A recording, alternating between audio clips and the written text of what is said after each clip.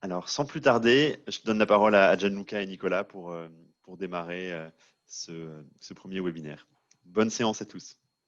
Merci beaucoup Arnaud. Bonjour à tout le monde. On est en effet très heureux de vous revoir pour continuer ces formations. Et aujourd'hui, sans plus perdre de temps, on va commencer directement avec la partie statistique, la première partie de ce matin, où on va commencer, comme Arnaud a bien expliqué, avec les calculs des émissions de CO2 à partir des bilans énergétiques.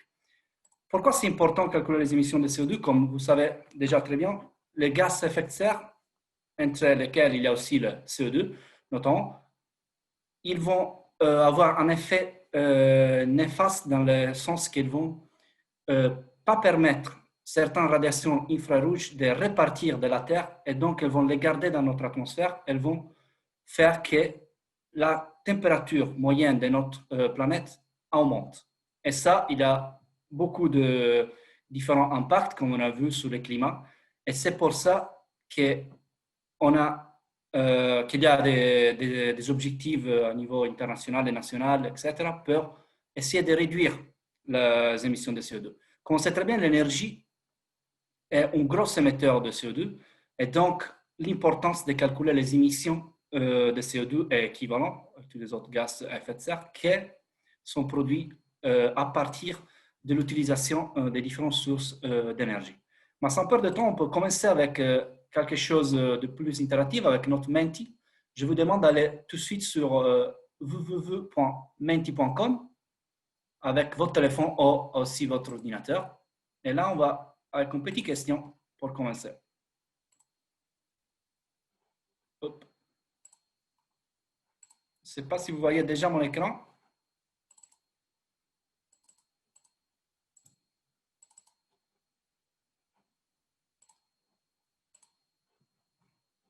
Hop là. Donc, la première question, vous devez mettre avant tout le code, que ça s'affiche et non, c'est le 10 78 021. Et la première question, c'est très simple. Si vous avez un bilan énergétique calculé avec un niveau de granulité raisonnable, pouvez-vous estimer les émissions de CO2 provenant de la combustion des énergies? Là, on a perdu une partie, mais c'est provenant de la combustion des sources d'énergie. La première réponse est oui. Il faut juste multiplier la consommation totale d'énergie par un facteur de conversion unique. La deuxième réponse est non. Il faut recueillir davantage d'informations. Et la troisième question, c'est oui. Vous pouvez utiliser l'intensité carbone standard qui est donnée de GIEC, par exemple, pour chaque combustible fossile brûlé dans le pays. Pour savoir en première réponse, on laisse le temps à tous les autres participants aussi de répondre.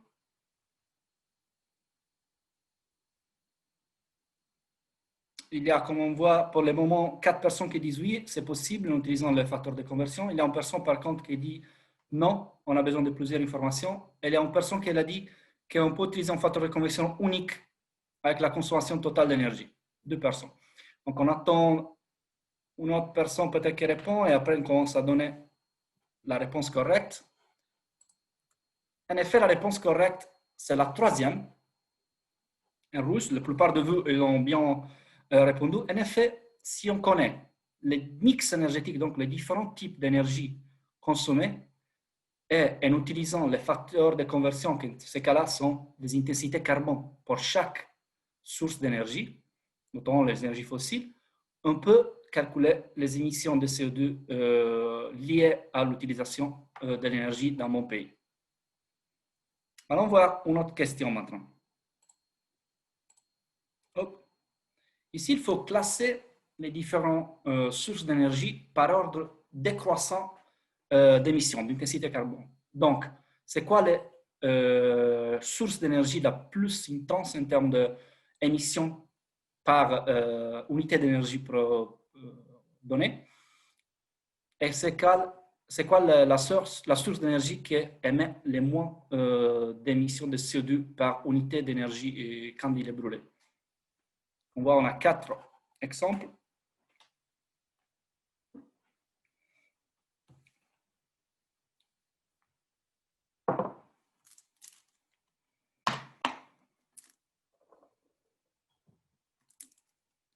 On laisse le temps à tout le monde de répondre. Pour le moment, on a 4 personnes qui ont répondu.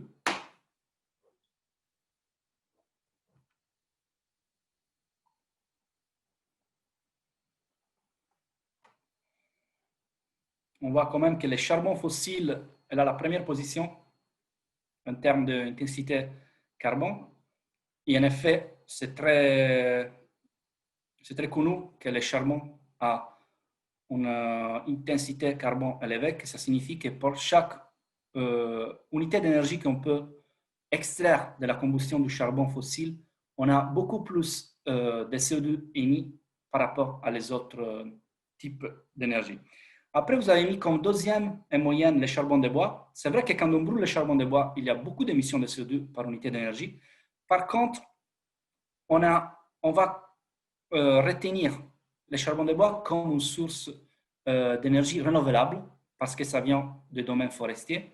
Et donc, le CO2 qui est émis par le charbon même va être réabsorbé par la forêt. Donc, quand on calcule les émissions d'énergie liées à l'énergie, le charbon de bois, ce n'est pas pris en compte comme émetteur parce qu'on prend en compte cette émission nette zéro. Par contre, s'il y a un bilan pas positif dans les forêts, par exemple, si on est en train de diminuer notre forêt dans un pays, les émissions liées à ça, à le changement, par exemple, l'utilisation des sols, etc., c'est tenu en compte dans la comptabilité des émissions en dehors de l'énergie. Donc, on verra après, Nicole va vous montrer un petit graphique qui montre combien l'énergie compte dans les émissions totales et combien les autres sources d'émissions, comme l'agriculture ou l'utilisation des sols, ils comptent aussi. Donc, après la GPL, les gaz naturels, en fait, c'est tout à fait correct. C'est juste qu'il faut comptabiliser le charbon de bois comme source renouvelable. Donc, quand on va, à partir de notre bilan énergétique, on ne va pas assigner des émissions au charbon de bois. Alors ça va être pris en compte dans des autres comptabilisations des émissions. On va revenir à la présentation. Hop. Ici, on y est. On va tout de suite regarder un petit peu à nouveau notre bilan énergétique. Qu'est-ce que c'était? On avait vu très bien que le bilan énergétique est un tableau qui nous donne une source d'information compacte et complète de notre secteur de l'énergie. On peut voir dans les différentes lignes de notre tableau tous les flux d'énergie à partir de l'approvisionnement, donc la production, les importations, les exportations, jusqu'à la transformation et la consommation finale par secteur. Et ça, on peut le voir dans les différentes colonnes par tous les types différents d'énergie.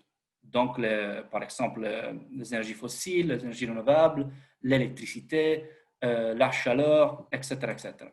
Et tout ça, c'est en utilisant les mêmes unités énergétiques. Donc, on peut comparer toutes ces informations qu'on a dans les tableaux à l'autre. On peut même faire la somme. On peut dire combien on consomme dans le secteur industriel en faisant la somme du charbon, du produit de pétrole et des autres. Parce qu'on utilise les mêmes unités énergétiques. Qu'est-ce qu'on peut faire aussi? On a des informations, comme on a dit, comparables pour tous les produits. Maintenant, en général, on a une vision d'ensemble de notre situation énergétique dans les pays. Donc, c'est très important.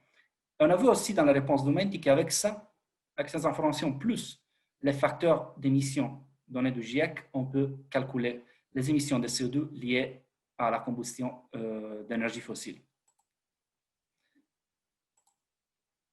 Maintenant, on va voir rapidement qu'est-ce qu'on peut voir comme trend des émissions de CO2 et quels indicateurs on peut calculer.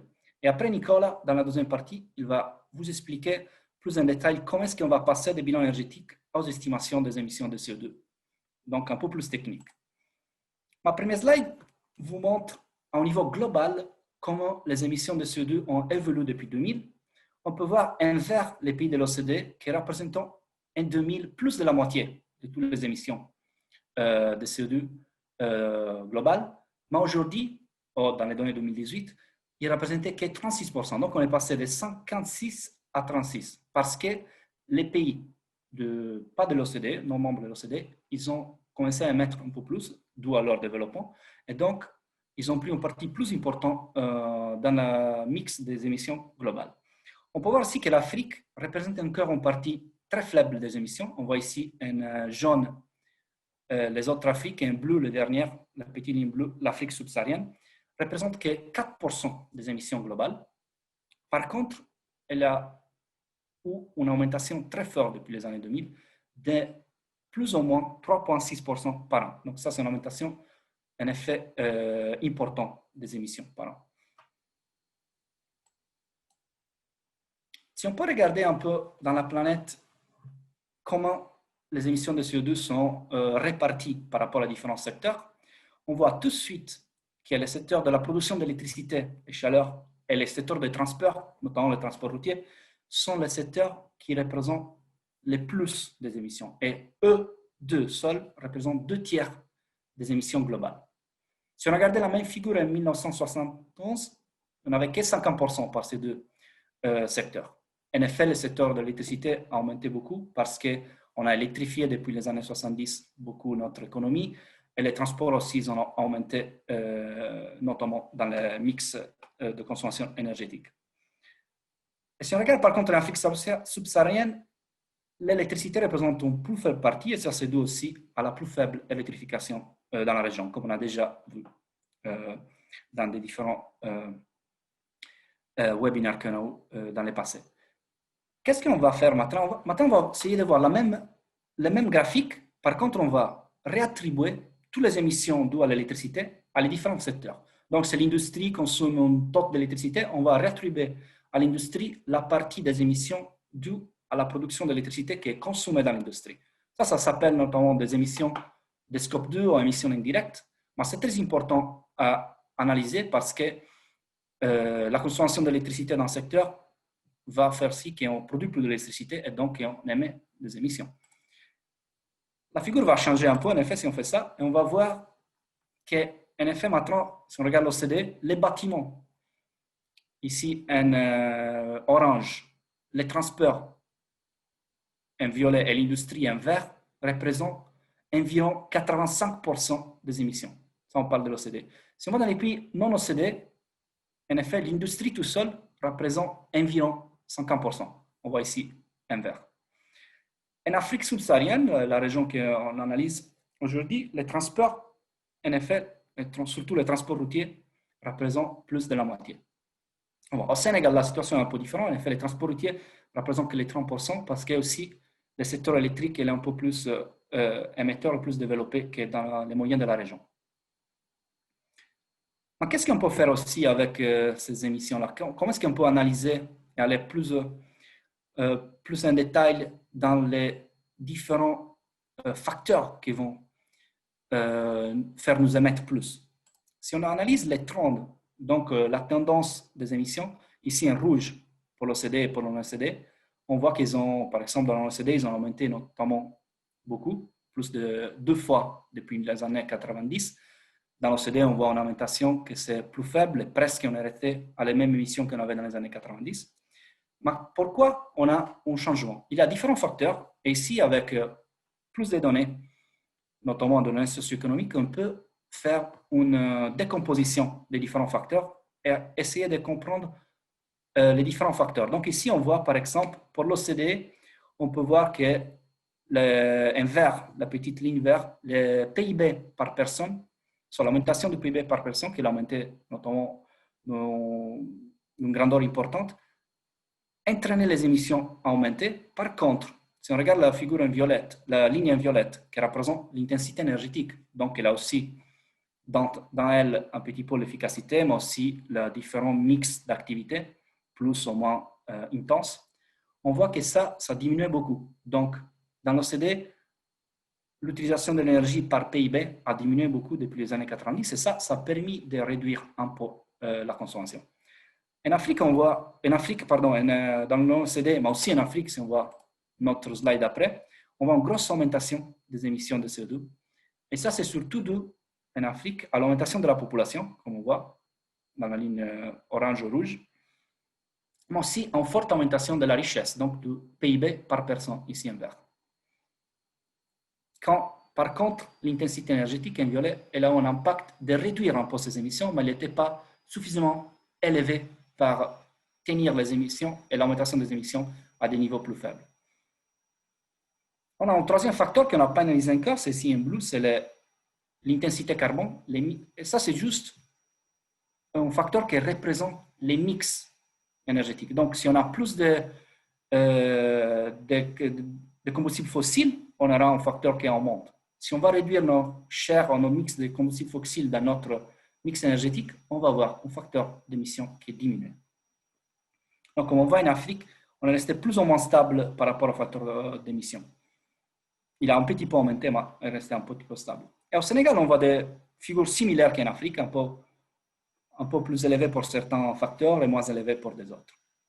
Donc, on peut faire des analyses très intéressantes, on peut voir les raisons pour qu'il y a derrière nos augmentations ou diminutions de CO2. Et ça va nous permettre aussi de monitorer les politiques, de voir où on doit mettre plus des efforts pour réduire nos émissions. Par exemple, en Afrique, on peut voir que c'est important de faire des efforts pour réduire l'intensité carbone du mix énergétique. Donc, mettre plus de renouvelables, mais aussi plus d'efforts pour décarboniser l'économie et donc augmenter ou améliorer l'intensité énergétique. Maintenant, je laisse la parole à Nicolas qui va vous montrer comment est-ce qu'on calcule en effet ces émissions de CO2 à partir des bilans énergétiques.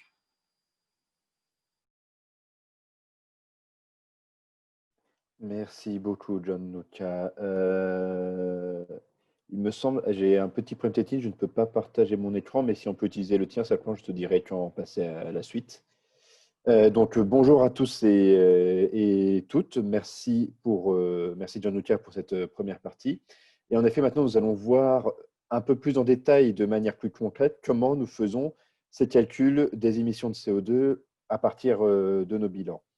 Et tout d'abord, il nous faut revenir sur précisément quels sont les types d'émissions sur lesquelles nous nous intéressons, car on parle beaucoup des émissions de CO2, de dioxyde de carbone, mais en réalité, il y a beaucoup de types de gaz différents qui peuvent être émis, qui ont un effet de serre sur l'atmosphère. Et il s'agit donc de trouver des équivalents et des manières de pouvoir présenter. Alors, on vient de me redonner le pouvoir sur le partage des écrans, c'est très bien. Alors,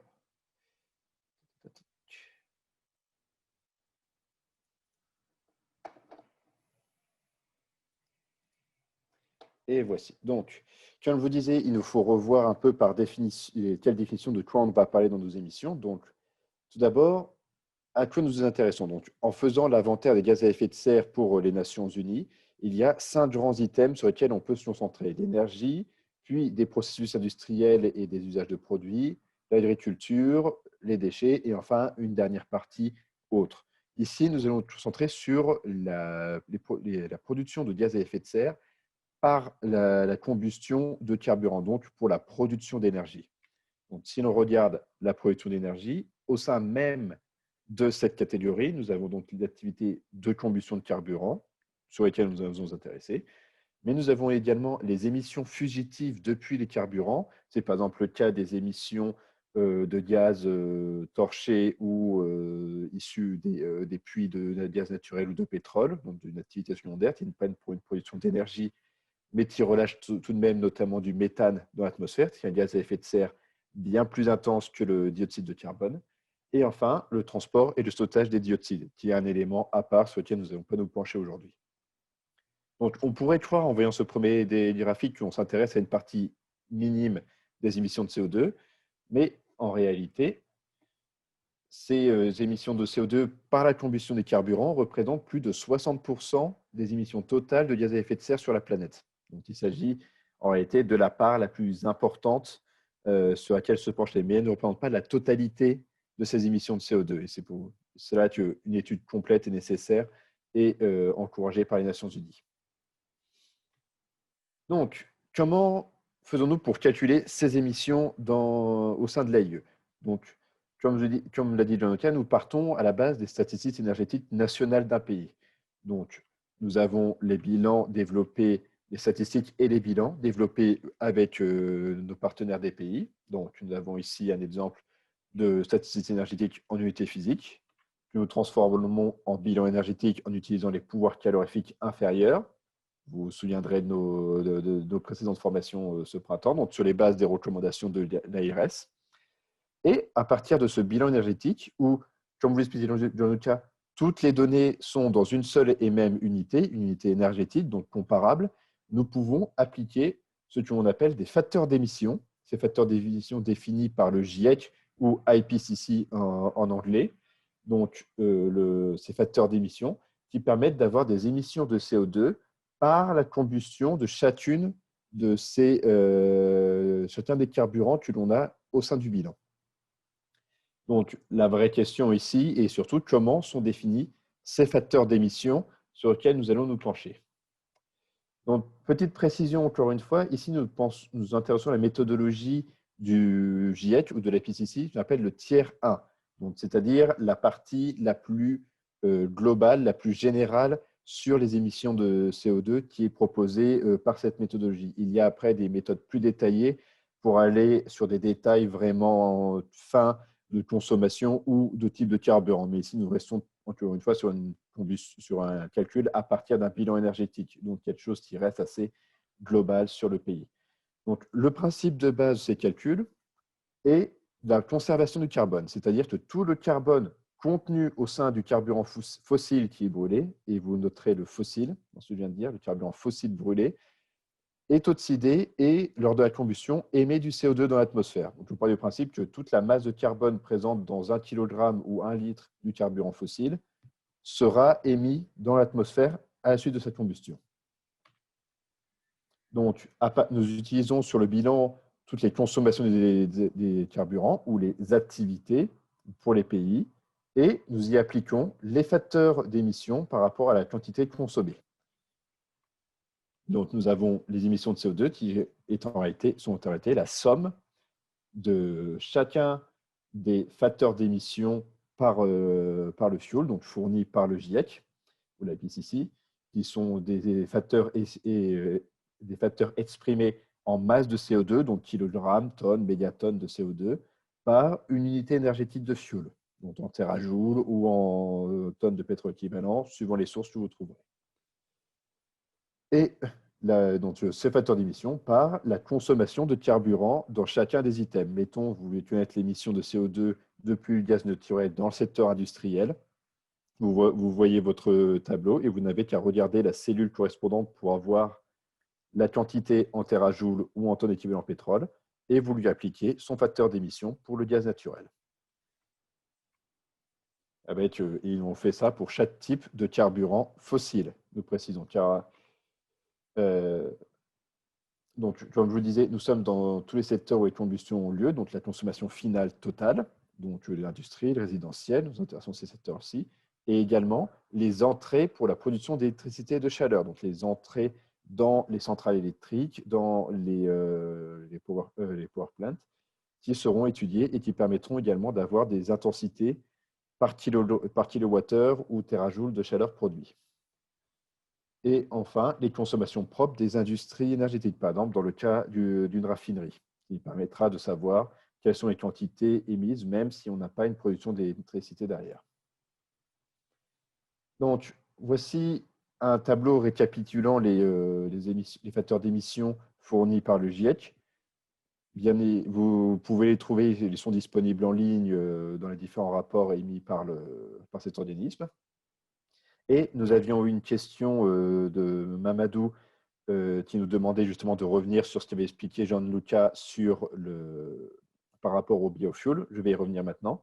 Vous remarquerez ici que dans tous les produits listés, il ne s'agit que de carburants fossiles ou de ce qu'on qualifie de carburants non renouvelables. Nous avons par exemple dans les éléments les plus hauts des coques, de la tourbe ou des charbons, donc des charbons fossiles. Donc, comme nous l'avons vu dans le Menti, qui sont des éléments à forte intensité d'émissions de CO2. Et en bout de tableau, donc dans les émissions, en produits énergétiques les moins intenses en carbone, nous avons par exemple le gaz naturel et certains gaz. Et comme je vous le disais, nous avons ici par exemple des déchets qu'on qualifie de non renouvelables dans nos publications, parce que dans le cas du bois ou du charbon de bois, dans la méthodologie, on considère que ces carburants sont produits par estimation de manière renouvelable. C'est-à-dire que le bois, quand il est coupé et qu'il est brûlé, va produire du CO2, bien évidemment. Mais comme on replante en toute logique, la forêt est replantée à la suite et les arbres repoussent en reconsommant ce carbone, ce carbone blanc dans le futur, on a justement un équilibre qui se fait entre le carbone émis par la combustion du charbon de bois ou du bois de chauffe par rapport au carbone absorbé par l'arbre qui pousse.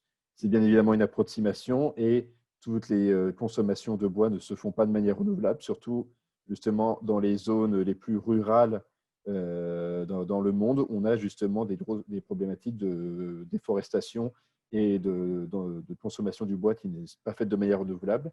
Mais dans notre méthodologie, nous n'appliquons pas justement de facteurs d'émission aux carburants qu'on considère renouvelables. Donc, comme je vous disais, le bois de chauffe et le charbon de bois, comme vous le disiez, Gianluca, un petit peu plus tôt.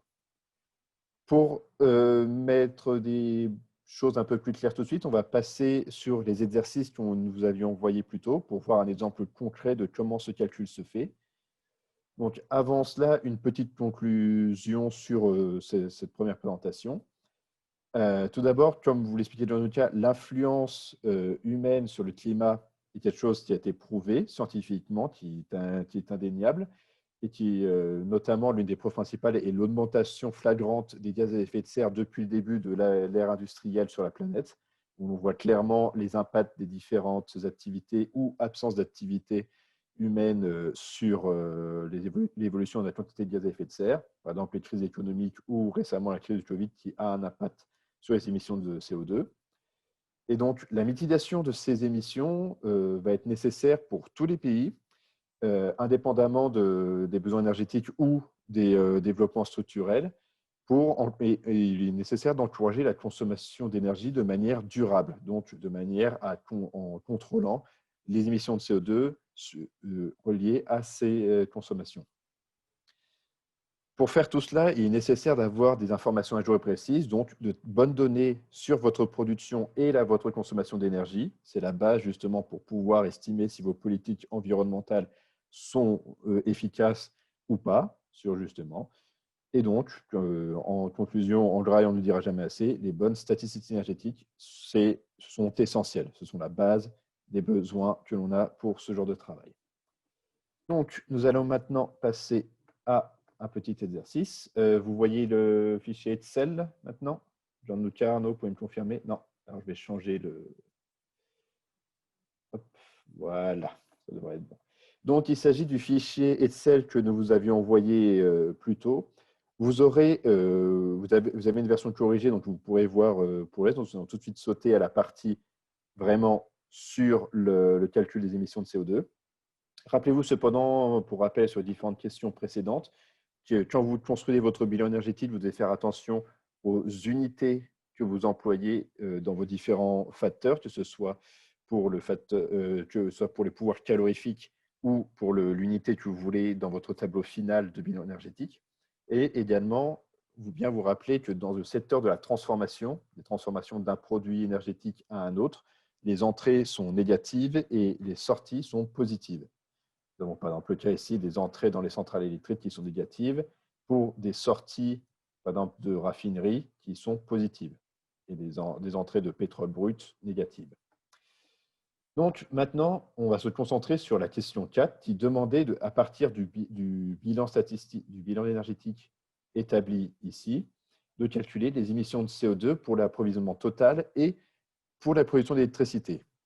Donc, de quoi partons-nous? Bien, tout d'abord, de la ligne ici, approvisionnement total, où l'on a nos unités, nos données en unité énergétique, donc ici en térawatts.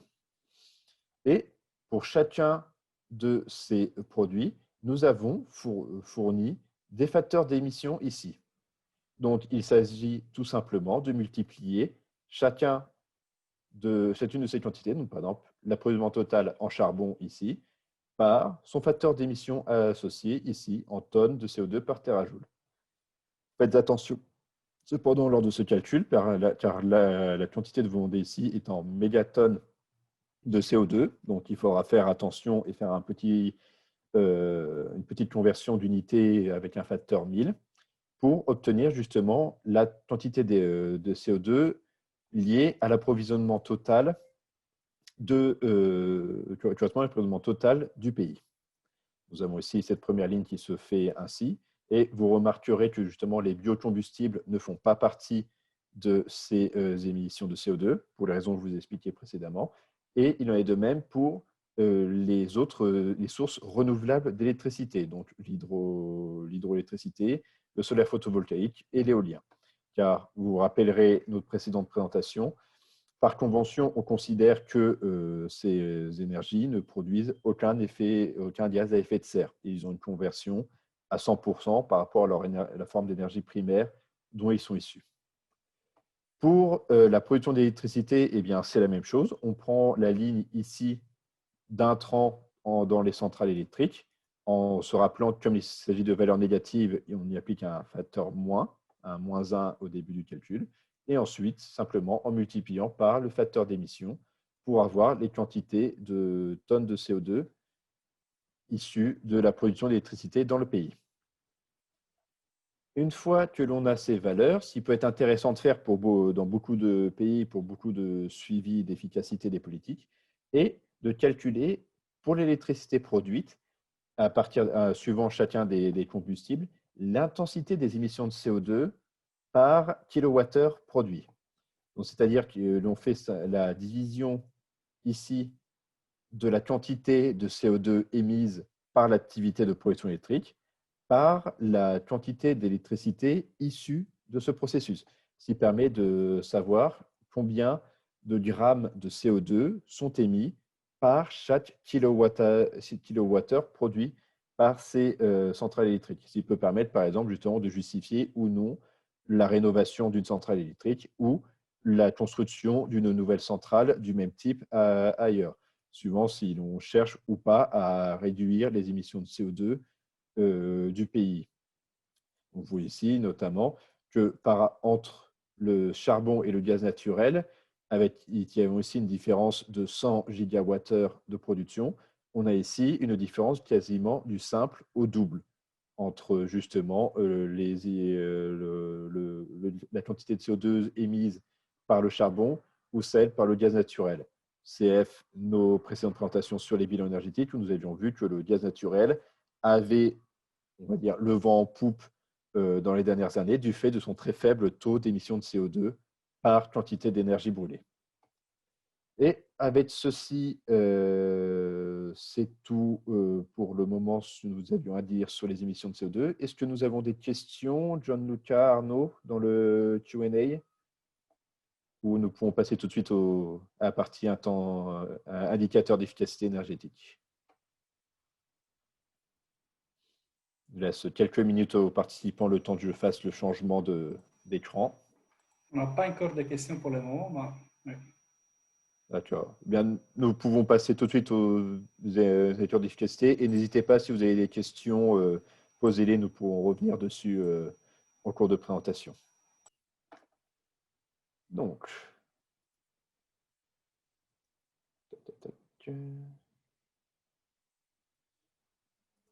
voici. Donc, maintenant que nous avons vu brièvement, je vous l'accorde, mais je pense que les bases sont là et encore une fois, n'hésitez pas si vous avez des questions pour mieux comprendre, de poser les nous. Il y a beaucoup de documentation libre sur les émissions de CO2 et les calculs, comment faire et des recommandations internationales. Donc, vous avez beaucoup d'outils à votre disposition maintenant pour commencer à faire ces calculs pour votre pays ou pour continuer de les faire si vous les faites déjà.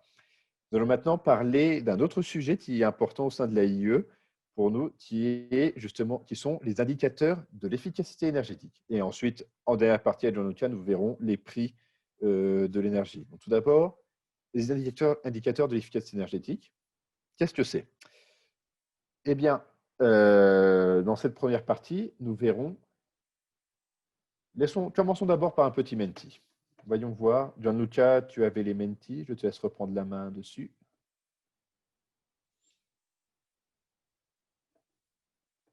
Voici, donc, en utilisant le même code que précédemment, on va voir avec vous d'abord, à quoi pensez-vous quand on vous parle justement d'efficacité énergétique? Quelles idées vous viennent en tête? Quels sont les mots, les concepts, les besoins que vous pourriez avoir qui vous viennent en tête? Vous pouvez les renseigner ici.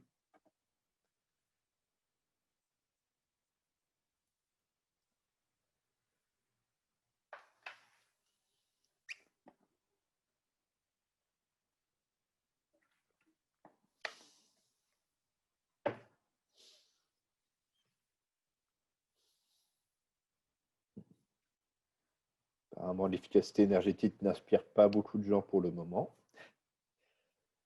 Vous pouvez peut-être penser à, est-ce que vous avez vu des premières réponses. Donc, quand on parle d'efficacité, les gens pensent à la consommation d'énergie, population ou habitants et produit intérieur brut.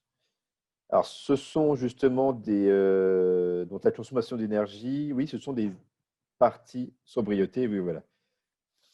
Donc, justement, la consommation d'énergie, les populations, ce sont des indicateurs que l'on va utiliser pour construire justement nos indicateurs d'efficacité énergétique. Et la sobriété, c'est souvent un élément que l'on associe à l'efficacité énergétique, c'est-à-dire que l'on parle de sobriété en objectif que l'on va mesurer avec justement les indicateurs en question.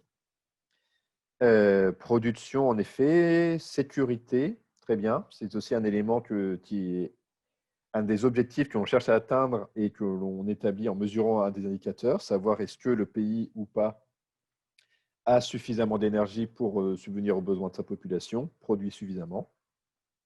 Les économies, le rendement, très exactement aussi, ce sont des éléments sur lesquels on se base pour parler d'efficacité énergétique. Moins d'émissions de CO2, exactement.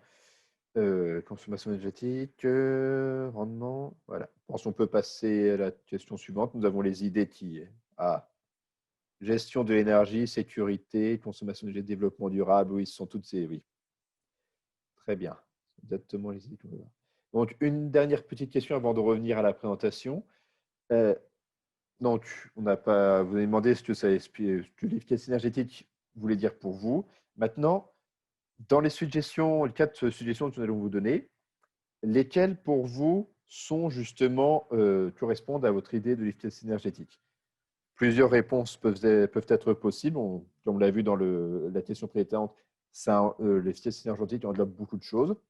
Donc, est-ce que pour vous, l'efficacité énergétique veut dire de consommer moins d'énergie pour fournir le même service?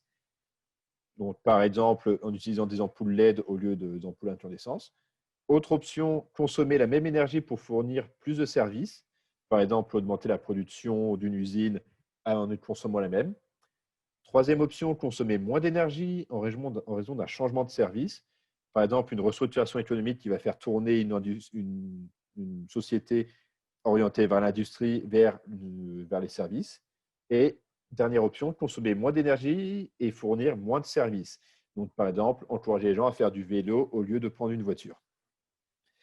Donc, pour le moment, nous avons une forte majorité sur les 2 premières options, donc consommer moins d'énergie pour fournir le même service et consommer la même énergie pour fournir plus de services.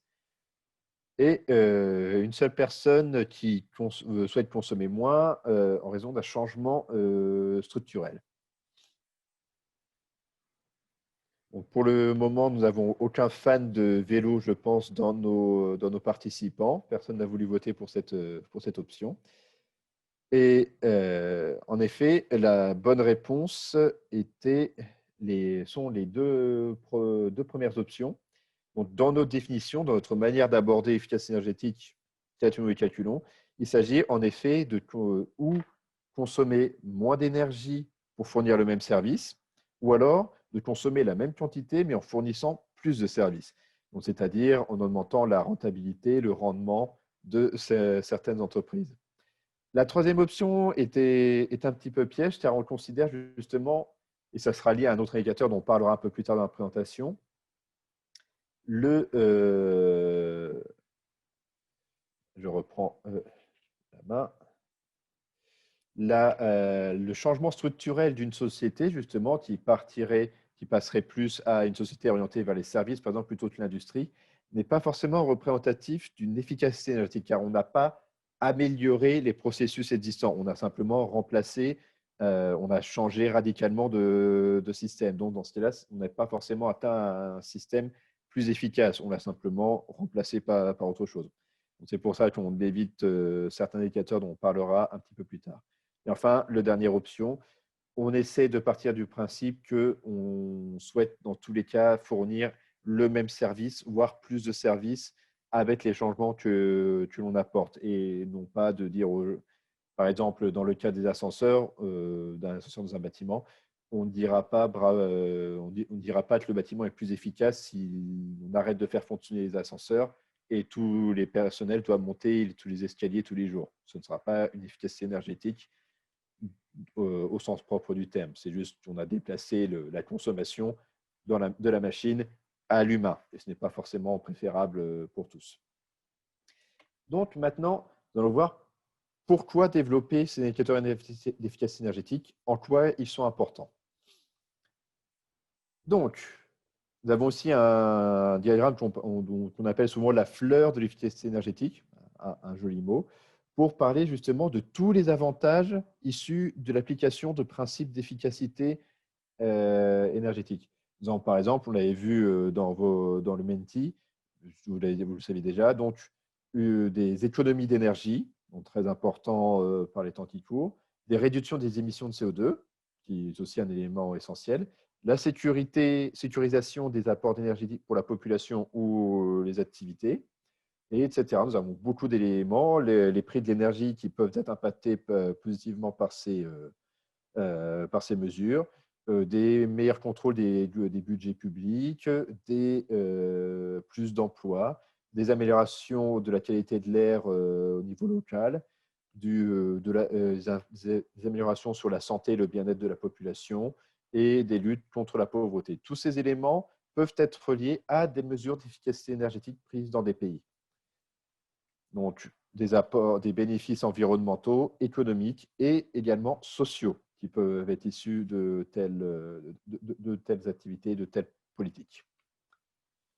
On a, de par le monde, beaucoup de tentatives de politiques, de types de politiques établies, car il n'y a pas une réponse unique que l'on peut appliquer à l'ensemble des pays dans le monde, malheureusement. Chaque situation va être unique, chaque situation énergétique, chaque type de population, chaque type d'activité va avoir besoin de sa propre version, de son propre mix de politique et de choix en efficacité énergétique à appliquer. C'est pour ça qu'à l'AIU, nous avons essayé de proposer des plateformes, des systèmes pour regrouper ce type de ressources, ce type de politique. Mais beaucoup de pays les partagent déjà de manière libre et gratuite, disponible. Donc, par exemple, le cas de nos amis du Kenya et du Rwanda qui partagent justement leur politique nationale en termes d'efficacité énergétique ou dans le cas du Rwanda, plus particulièrement sur la climatisation, qui est un des sujets importants en Afrique sur justement la consommation d'énergie. Et nous avons d'autres pays du monde, l'Irlande, le Brésil et d'autres endroits qui partagent et montrent leurs exemples, leurs outils qu'ils utilisent. Cela va d'une politique, vraiment d'un plan politique détaillé, à, mettons, simplement un type de sondage que l'on peut utiliser pour mieux suivre justement les indicateurs d'efficacité énergétique et savoir quel a été l'impact ou pas d'un changement politique, d'un changement dans les prix fixés, etc. Donc, il est important à la fois de réfléchir à sa politique et de ne pas hésiter d'une part à partager de manière publique quels sont les essais faits dans le pays et à se renseigner sur ce qui a déjà été fait ailleurs, dans des pays qui pourraient avoir les mêmes types de problèmes, les mêmes types de populations, les mêmes types d'activités, pour voir justement ce qui peut fonctionner et ce qui ne peut pas fonctionner.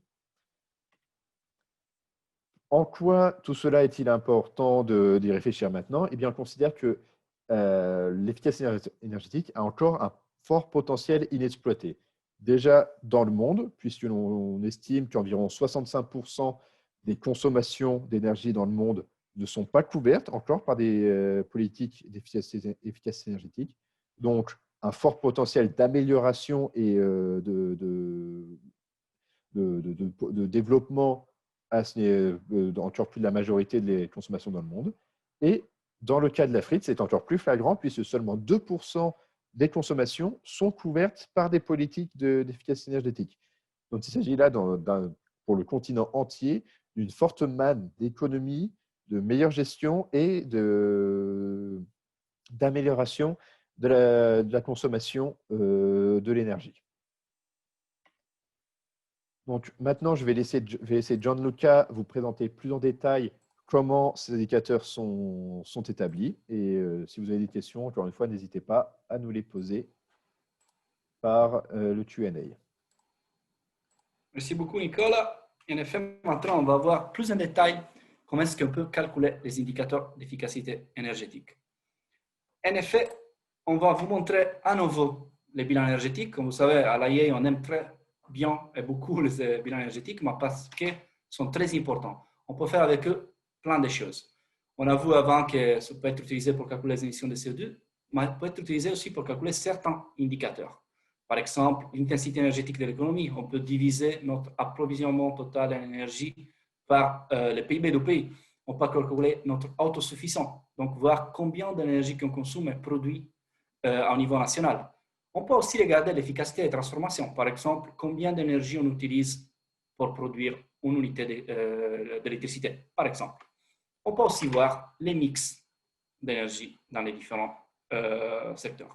Par contre, on verra très bien que ce n'est pas suffisant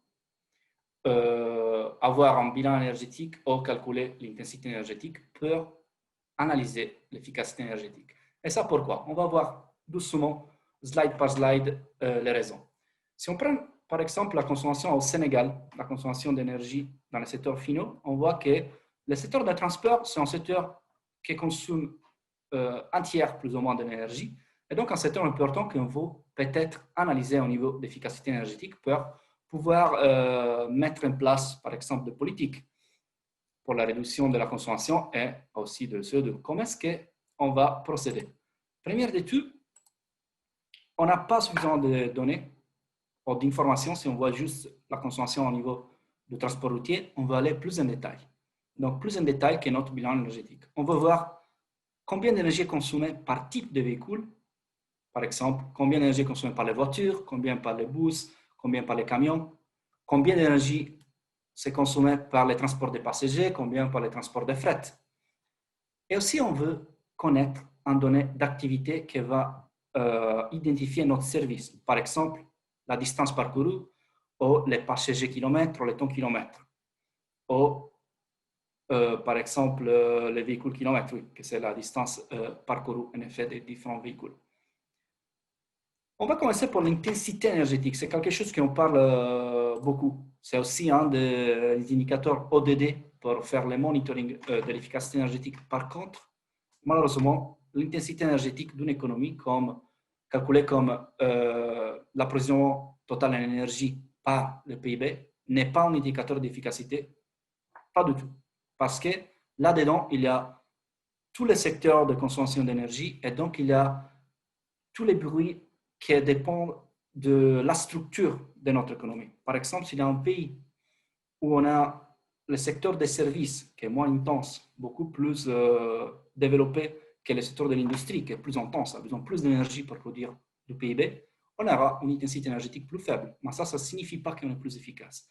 Pour dire qu'on est plus efficace, on doit aller au niveau du secteur, du sous-secteur, du procédé, pour voir si ce secteur spécifique qui donne un service, une activité spécifique, est efficace ou pas.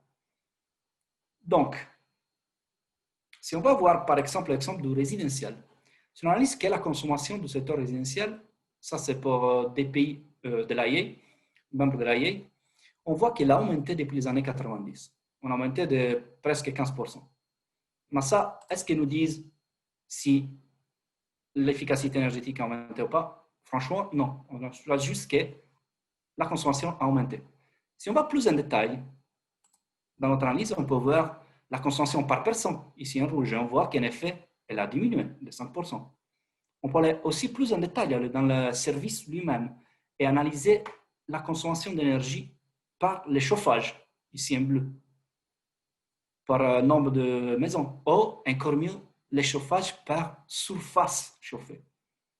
Donc ici, en effet, on voit que l'intensité ou l'efficacité énergétique depuis les années 90 pour chauffer les bâtiments résidentiels dans les pays de l'AIE a amélioré de beaucoup.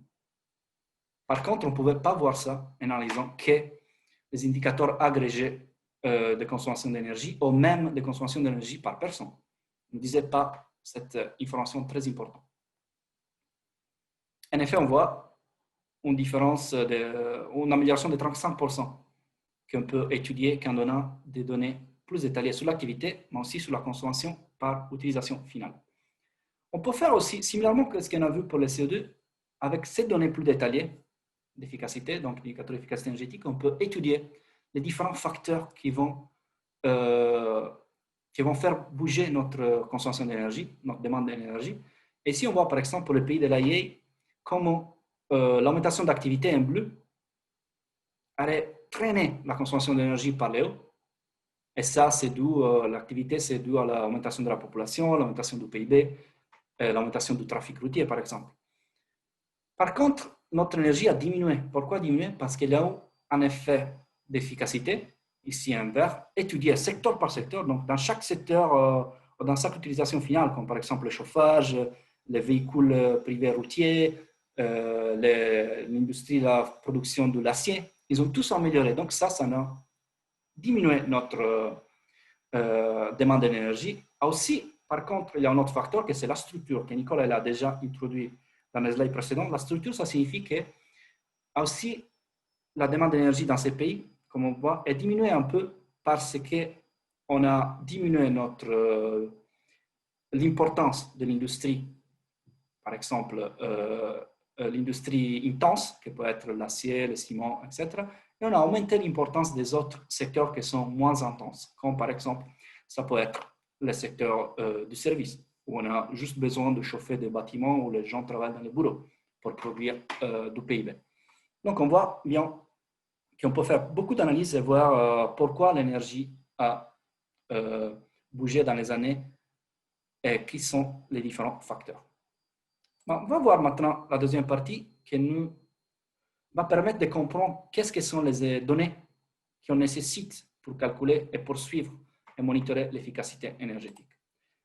Comme on l'a vu, on pourrait utiliser les bilans énergétiques qui sont faire des indicateurs très agrégés, comme la production totale d'énergie par PIB ou la consommation par population. On a vu que ça ne donne pas exactement un indicateur d'efficacité comme on voulait voir, parce que ce sont toujours des indicateurs agrégés. Donc, les niveaux de détail, de fiabilité par rapport à représenter l'efficacité énergétique est faible. Par contre, ce sont des données déjà disponibles. On peut déjà commencer à travailler un peu avec ces indicateurs, en sachant quels ne sont pas les indicateurs parfaits pour étudier l'efficacité. Si on va un peu plus en détail, on peut quand même aller étudier les indicateurs par consommation finale. Donc, par exemple, on peut aller étudier l'énergie consommée par les voitures par passager kilomètre. Ou on peut utiliser l'énergie consommée pour la climatisation divisée par la surface climatisée. Et nous donnons vraiment une idée de l'efficacité de cette utilisation finale de l'énergie. On peut aller aussi plus en détail encore à étudier les procédés. Par exemple, l'énergie nécessaire pour produire une tonne d'acier ou l'énergie utilisée pour une spécifique unité de réfrigération. Donc, plus on va en bas dans cette pyramide, plus on a des données et plus on est proche de l'efficacité énergétique. Par contre aussi, plus ça devient intense et cher en termes de ressources. Donc, quand on travaille à niveau national, par exemple, un bon niveau pour différents secteurs, c'est s'arrêter à l'indicateur de consommation finale. Mais pour certains secteurs, on peut aller un peu plus loin parce que ce n'est pas trop intense en ressources. Par exemple, pour la production d'acier, c'est des données qui sont disponibles. La production d'acier, mais aussi l'énergie consommée par l'industrie productrice d'acier. Donc, on peut aller un peu plus en détail dans les procédés. Donc, on voit qu'on doit choisir notre niveau de détail en sachant qu'il y a un coût à augmenter le niveau de détail, mais aussi qu'on améliore la représentation de notre indicateur de l'efficacité énergétique. Allons-nous définir maintenant l'indicateur d'efficacité énergétique. Comment est-ce que c'est défini? C'est la division de la consommation d'énergie, donc toutes les énergies utilisées, par un certain secteur, utilisation finale ou procédé, divisé par l'activité qui définit cette utilisation finale. Par exemple, dans l'industrie, ça peut être la production de ciment, ça peut être la production d'acier, ça peut être le PIB dans certains cas. Ou dans le secteur des bâtiments, ça peut être la surface, le nombre de bâtiments. Dans le secteur du transport, ça peut être le nombre de voitures, les kilomètres parcourus par les voitures, les passagers kilomètres, etc., etc. Donc, pour l'indicateur d'efficacité énergétique, on a besoin de connaître la quantité d'énergie consommée par un certain service divisé par l'activité qui représente ce service. Mais on voit secteur par secteur comment est-ce qu'on peut faire ça. Pour le secteur du résidentiel, on voit que pour les données de consommation, on a des différents Utilisation finale, ça peut être la cuisson, le chauffage de l'eau, l'éclairage, la climatisation, le chauffage, etc., etc. Et on a des différentes données d'activité qu'on peut utiliser. Ça peut être la population, les nombres d'habitations ou de ménages occupés, la surface du secteur résidentiel, donc la surface de tous les bâtiments, le nombre de foyers avec accès à l'électricité. On peut avoir différents indicateurs d'activité. Alors, on fera un petit exercice maintenant avec Mentimeter pour voir comment est-ce qu'on peut calculer les indicateurs d'efficacité énergétique par les secteurs résidentiels, en effet. Hop. Et ici, c'est la question. Hop. Pardon. La question, ça nous demande de faire correspondre les données de consommation d'énergie avec les données d'activité pour chaque de cette utilisation finale. Donc, on a le chauffage ou le refroidissement, donc la climatisation. Est-ce qu'on va utiliser le nombre d'habitations occupées ou plutôt on préfère utiliser la surface résidentielle? Donc, comme sont grandes ces maisons en total. Pour le chauffage de l'eau, la même chose, pour la cuisson, pour l'éclairage et pour l'appareil ménager. Nous avons un peu de temps pour répondre à ces questions. C'est vraiment essayer de voir comment est-ce qu'on peut calculer les meilleurs indicateurs d'efficacité énergétique en choisissant les meilleures activités qui représentent notre service.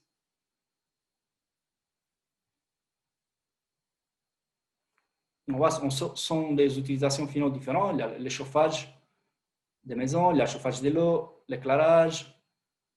Les appareils ménagers, ça peut être les télévisions, les frigorifères, et les autres types d'appareils qui sont utilisés, par exemple, de la vaisselle, les machines à laver. On a déjà deux réponses. On attend un petit peu avant de commenter. Et on voit que ces deux réponses, on a des différences d'indicateurs d'activité à utiliser pour chaque type d'utilisation finale. Pardon. 4%. Je vous laisse réfléchir encore un peu avant de donner la réponse. Mais en effet, il n'y a pas la réponse parfaite. C'est un choix qu'on fait toujours. Ça peut être un choix un peu plus proche de la réalité parce que certaines utilisations finales ou certains services sont mieux représentés par un indicateur d'activité qu'un autre. Il y a toujours un choix qu'on doit faire. Et ça dépend aussi de la disponibilité des données qu'on a, mais aussi de la confiance qu'on a dans la qualité de ces données. Donc, je pense qu'on peut commencer à un petit peu commenter cela. En effet, vous avez dit que pour le chauffage, le mieux, c'est utiliser la surface. En effet, ça, c'est vrai. Parce que si les maisons sont plus grandes, elles ont besoin de plus d'énergie pour se chauffer. Et donc, si on veut regarder l'efficacité de notre système de chauffage, ça dépend beaucoup de la surface. Et donc, on va diviser notre consommation par la surface. Pour le chauffage de l'eau, vous êtes un peu partagé entre le nombre d'habitations et la surface. En effet, à l'AIE, on utilise le nombre d'habitations occupées parce que même si la maison est plus grande, on ne chauffe pas plus d'eau parce que l'eau dépend plutôt de combien de personnes y habitent. Et pour la cuisson, de même. Pour la cuisson, si la maison est plus grande, oui, c'est beaucoup plus grand et donc beaucoup plus de personnes y habitent. Peut-être on va consommer un peu plus, mais en effet, quand on cuisine une fois, même si on cuisine pour 3 ou pour 4 ou pour 5 personnes, on consomme plus ou moins la même énergie. Ça changera un petit peu. Mais ça sera plus ou moins la même. Et donc, un bon indicateur d'activité pour la cuisson, c'est le nombre d'habitations occupées. Et à continuer. Pour l'éclairage, je pense que vous avez une bonne idée. En effet, si la maison est plus grande, on veut tout l'éclairer. On a besoin de plus d'énergie. Mais là, on utilise par contre le nombre d'habitations quand même, parce qu'on s'est dit que même si une maison est plus grande, on n'éclaire pas en même temps toute la maison. Et donc, on éclaire une pièce où on est, et après, quand on bouge, on éclaire l'autre pièce. Donc, on utilise plutôt le nombre d'habitations occupées, mais c'est vrai quand même que si une maison est plus grande, si une pièce est plus grande, a besoin de plus d'énergie. Donc, ici, c'est un choix que l'AIE a fait, mais pour certains cas, c'est peut-être plus correct d'utiliser la surface. On va revenir à la slide maintenant. Hop. Here we are. On va regarder en effet qu'est-ce qu'on fait à l'AIE. Pour la cuisson, comme je disais, on utilise le nombre d'habitations, comme on a expliqué, parce qu'on ne pense pas que si une maison est beaucoup plus grande, que ça affecte beaucoup et directement l'énergie consommée pour la cuisson, mais c'est plus affecté par s'il y a une autre maison en plus. Pour la climatisation, par contre, en effet, si la maison est plus grande, on va voir une consommation d'énergie, une demande d'énergie plus importante. Pour les appareils ménagers, en effet, les meilleurs à utiliser, c'est le nombre d'appareils et leur diffusion. Par exemple, combien de climatisateurs il y a. Par contre, en effet, vous avez choisi le nombre d'habitations, c'est important aussi parce que normalement, par exemple, si on parle de télévision, pardon, il y a normalement 1 ou 2 télévisions dans un ménage. Donc, un ménage, c'est un bon indicateur d'activité par rapport à la télévision. Par contre, pour les appareils, on va aller plus en détail, si c'est possible, on va regarder vraiment le stock d'appareils. Quand on parle de bâtiments occupés ou pas occupés, c'est important d'utiliser quelle est la résidence principale et essayer d'exclure de statistiques les bâtiments qui sont inoccupés ou les bâtiments qui sont secondaires, dont les gens ils vont qu'en vacances, pour éviter de compter 2 fois ou diviser par un nombre plus élevé la consommation d'énergie et donc avoir un résultat faussé. Si on va dans le secteur des services, on peut faire similairement au secteur de résidentiel parce que c'est quand même des bâtiments et on peut regarder le chauffage, la climatisation, donc les usages finaux. Par contre, on peut aussi regarder ça pour type de secteur parce que les services sont un secteur très hétérogène. On a des secteurs de commerce, par exemple, on a le secteur de la finance, de l'éducation, donc les écoles. On pourrait analyser secteur par secteur différemment ou aussi par type de consommation finale. Par type d'activité, on peut avoir, comme pour les ménages, on peut avoir les surfaces pour les surfaces des bâtiments de services. On peut avoir le nombre d'employés, par exemple, ces cas-là, ça représente la population. Ou aussi la valeur ajoutée. Comme je disais, c'est un secteur très hétérogène, donc la valeur ajoutée dans ces cas-là peut représenter très bien l'activité de notre secteur et ça peut permettre une comparabilité rapide entre services de différents pays ou entre différents types de services sans devoir collecter des données supplémentaires. En fait, l'AIE, quand on parle de services, il se concentre surtout sur l'indicateur de consommation d'énergie par valeur ajoutée. Après, on a des données sur le secteur industriel. Pour la consommation, on va se concentrer sur les sous-secteurs majeurs définis par l'ISIC. On a la chimie, la sidérurgie, les métaux non ferreux et entre eux l'aluminium, c'est très important parce que c'est un secteur très intense. On a les minéraux non métalliques, on va avoir les ciments. Et en plus en bas du ciment, on a aussi les clinkers, que c'est un produit d'étape qui s'est produit pour la production du ciment. On a le papier et tous les autres secteurs et sous-secteurs. Plus on peut aller en détail, le mieux c'est.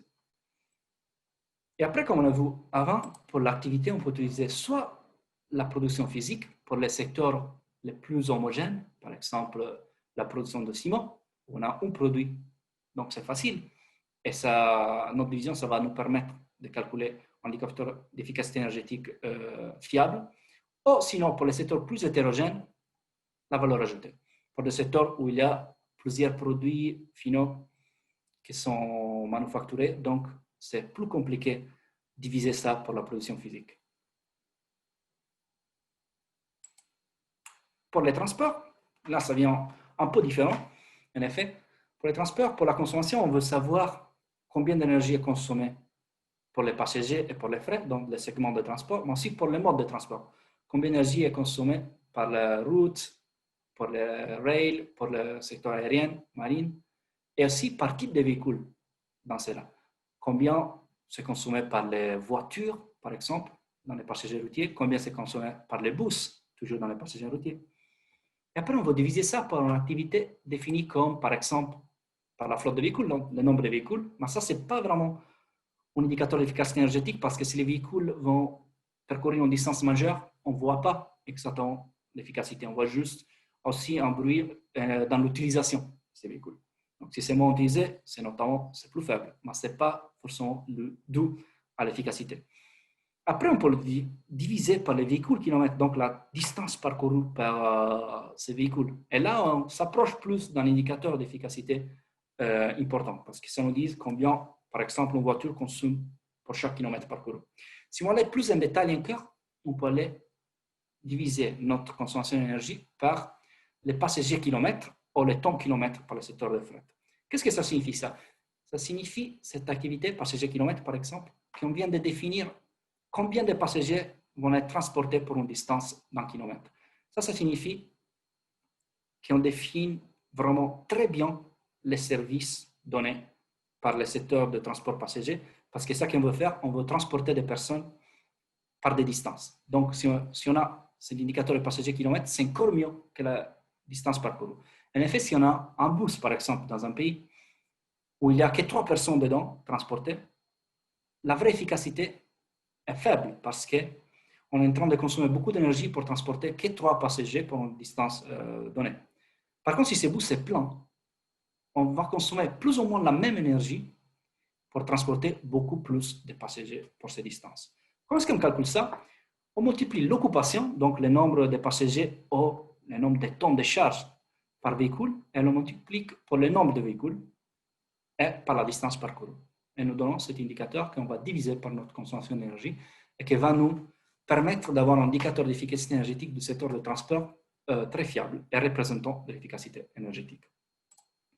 Alors, comment est-ce qu'on va collecter ces données? On a déjà vu dans les formations qu'on a fait avant l'été qu'il y a différentes méthodes, notamment les sources administratives. Donc, il y a par exemple des autres ministères ou des institutions qui ont déjà collecté ce type de données et les ont disponibles, peut-être dans différents formats, mais avec un coût faible. Juste avec de la coopération, on pourrait récupérer des données importantes. On peut faire des sondages, des nouveaux sondages, des sondages existants où on ajoute des questions. On peut aussi utiliser des mesures directes, par exemple par les compteurs, notamment pour l'électricité. On peut avoir des compteurs intelligents qui nous donnent directement la consommation d'électricité par différents équipements.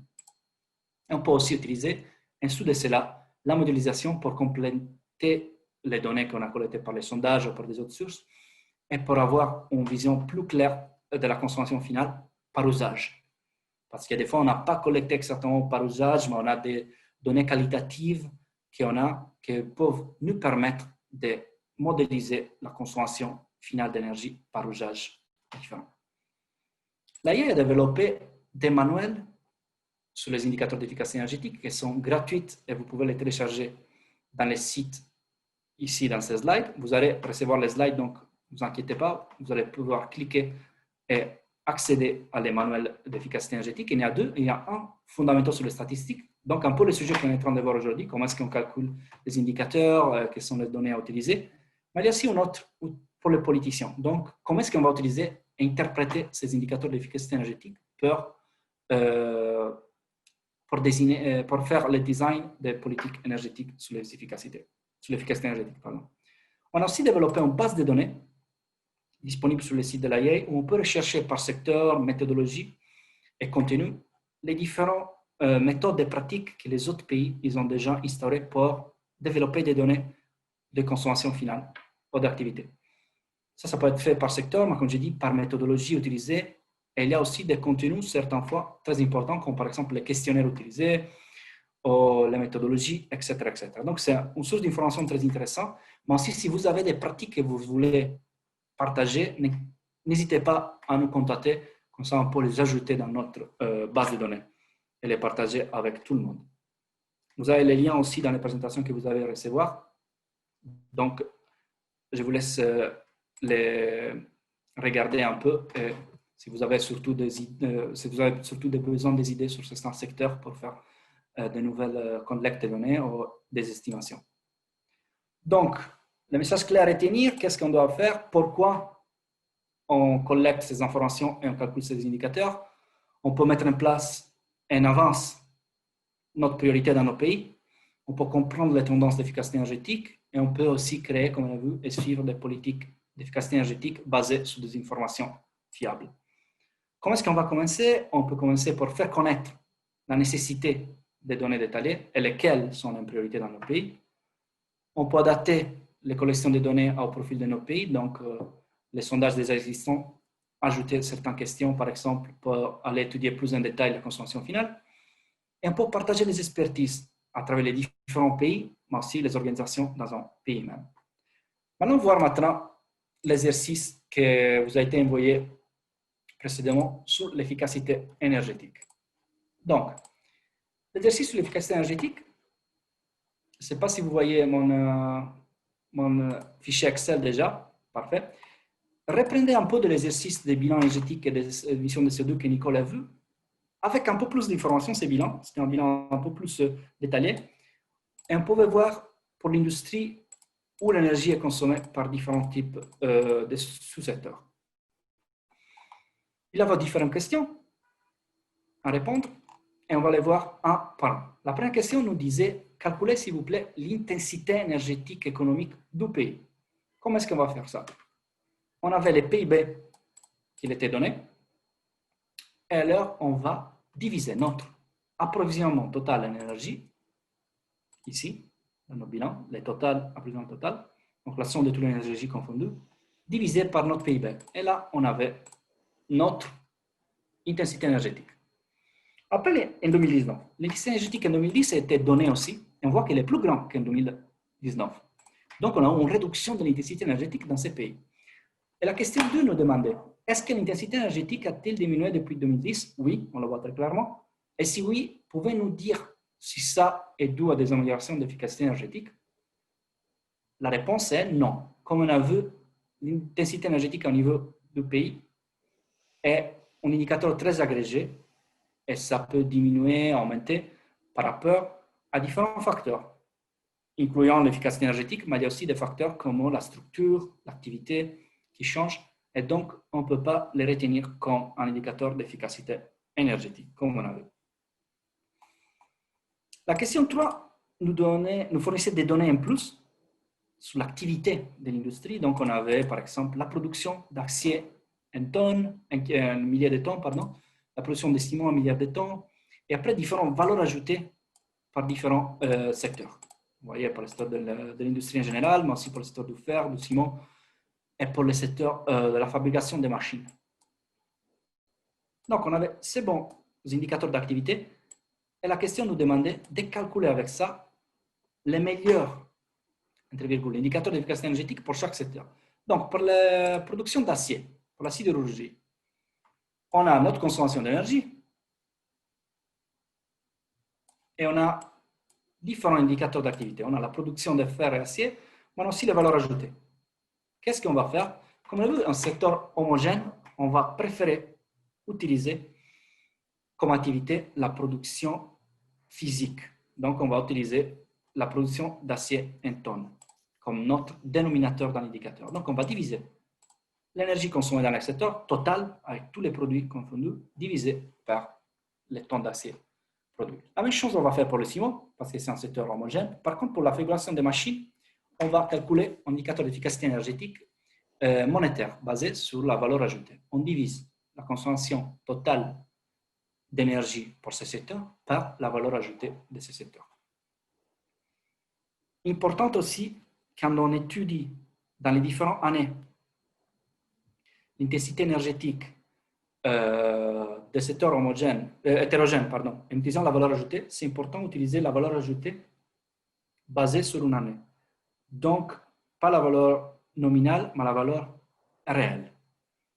Et pour faire ça, on doit pouvoir convertir notre valeur ajoutée, si nécessaire, en valeur ajoutée réelle, donc en utilisant un déflateur. On verra après, quand on parle des prix, comment est-ce qu'on va convertir ça. Mais ça, c'est important parce que sinon, on va avoir un bruit de l'inflation et notre indicateur d'efficacité énergétique, c'est plus basé vraiment sur le volume et on ne peut pas vraiment étudier les tendances. Donc, on a calculé les différents indicateurs d'efficacité énergétique. Et après, il y avait la dernière question qui nous demandait de comparer les différents indicateurs d'efficacité énergétique dans les années. Donc, les 2010 étaient fournis, les 2019, on avait déjà calculé dans les précédentes questions. Et nous dit de calculer les tendances. On voit très bien que ici, on a calculé la tendance annuelle moyenne, donc le CAGR en anglais. On pouvait calculer la tendance totale dans la période, juste en divisant 2019 par 2010 et en levant 1. Et ici, on voit que le secteur de fer et acier a diminué l'intensité énergétique de 2% chacun. Le secteur de fabrication des machines de 6% par an, les autres secteurs de 3% par an. Par contre, le secteur de ciment a augmenté de 2% par an. Et ici aussi, c'est très intéressant. C'est intéressant, il a augmenté son intensité. Donc, il y a un empirement de l'efficacité énergétique. Pourquoi? Là, on peut se donner plusieurs réponses. Un, c'est OK, l'efficacité énergétique a empiré. Et pourquoi? Parce que, par exemple, on a moins, on a des centrales de production de ciment qui sont vieillissantes et n'ont pas été maintenues de façon correcte. Et donc, on a une efficacité qui s'empire parce que les procédés ne fonctionnent pas bien comme avant. Par contre, il y a aussi une autre question, on peut se demander, peut-être l'efficacité, ce n'est pas empiré, mais c'est juste un changement de structure à l'intérieur du secteur du ciment. En effet, pour fabriquer le ciment, il y a besoin du clinker, qui est un matériau d'entrée pour la production du ciment, que c'est très intense. Si en 2010, ces matériaux nommés clinker étaient importés par les pays, donc la production ne faisait pas partie des consommations énergétiques nationales, et depuis 2019, il a commencé à être produit au niveau national, on peut voir en effet une augmentation de l'intensité, mais ça n'a pas d'impact, ça ne veut pas dire que l'efficacité énergétique a empiré. Donc, l'importance d'étudier encore plus en détail certains secteurs quand besoin et quand les données sont disponibles. Mais sans plus perdre de temps, je pense que s'il y a des questions, on va les répondre tout de suite et après on va passer à parler des prix. Ouais, Gianluca, j'en profite pour sauter. Donc, nous avons une question déjà de Ndiame qui demande si les valeurs ajoutées dans l'exercice sont pour l'année 2015 ou 2019. Et si c'est 2015, pourquoi faire le rapport entre 2015 et 2019? Je ne suis pas sûr que dans l'exercice, on ait justement fait ce genre de précision sur justement le… Non, en effet, les données sont pour 2019, mais sont basées sur l'année 2015. Donc, ces données, comme je dis, sont déflatées pour prendre en compte les prix de 2015. Ça, c'est juste pour pouvoir comparer après les différentes années en parlant. On va voir dans la présentation de prix comment est-ce qu'on fait ça et pourquoi. Notamment pour l'industrie, on va utiliser un index des prix de production. Et on avait aussi avant cela une question de Fatou qui demandait, alors c'est du tout début de ta présentation sur justement l'intensité énergétique. Pourquoi l'intensité énergétique est-elle tout de même retenue comme un indicateur de mesure de l'ODD 7? C'est une très bonne question. Et la réponse est très simple. C'est parce que la plupart des pays, ils n'ont pas de données aussi détaillées pour calculer l'efficacité énergétique de façon plus détaillée. Les pays de l'AIE, certains d'entre eux, ils n'y arrivent pas encore, mais la majorité, oui, parce qu'il y a un effort de l'AIE depuis longtemps de collecter ces données avec les pays. Et donc, on a réussi à calculer l'efficacité énergétique avec des indicateurs plus détaillés. Mais au niveau global, il y a beaucoup de pays qui encore, ils n'ont pas les données nécessaires pour pouvoir monitorer l'efficacité énergétique de façon plus détaillée. En effet, on a travaillé beaucoup avec notre partenaire qui travaille sur le secteur ODD et ça, c'est la réponse la plus juste. C'est juste une façon de pouvoir faire. En faisant comme ça, on peut monitorer quelque chose, mais on aimerait bien avoir des données plus détaillées. Même si c'est un effet, on peut voir une diminution de l'intensité énergétique qui ne représente pas l'efficacité, comme on a bien vu dans la présentation. Je crois que Rokhaya a levé la main encore une fois pour prendre la parole. Donc, Rokhaya, si vous voulez essayer de parler, normalement vous pouvez.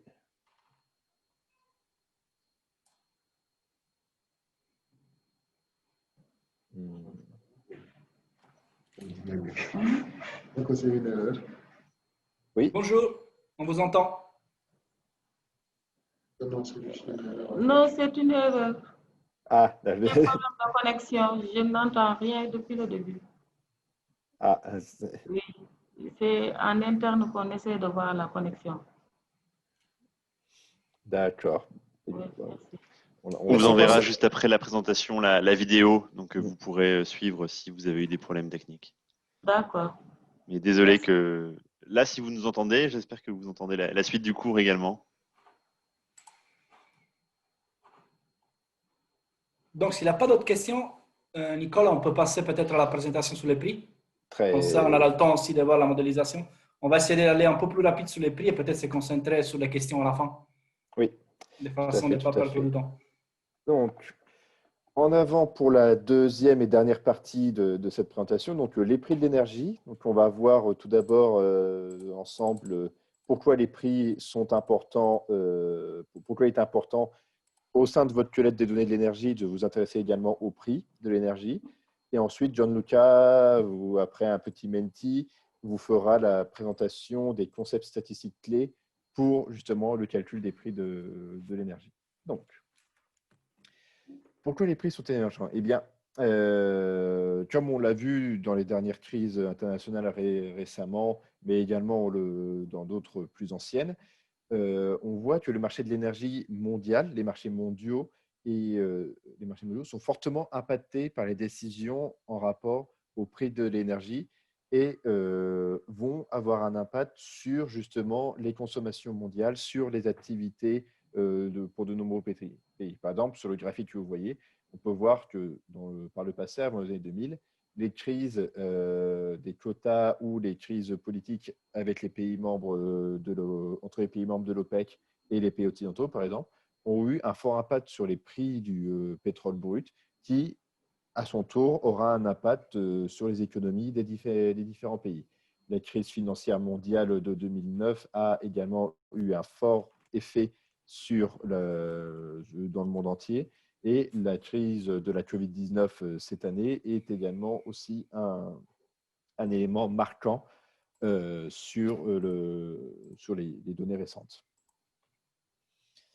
Et donc, comme vous disiez, le prix mondial peut être impacté par des crises mondiales, mais également, on va avoir des variations suivant les pays qui feront que certains ne seront pas impactés par les mêmes effets que d'autres ou auront leurs propres crises, leurs propres effets sur tel ou tel carburant.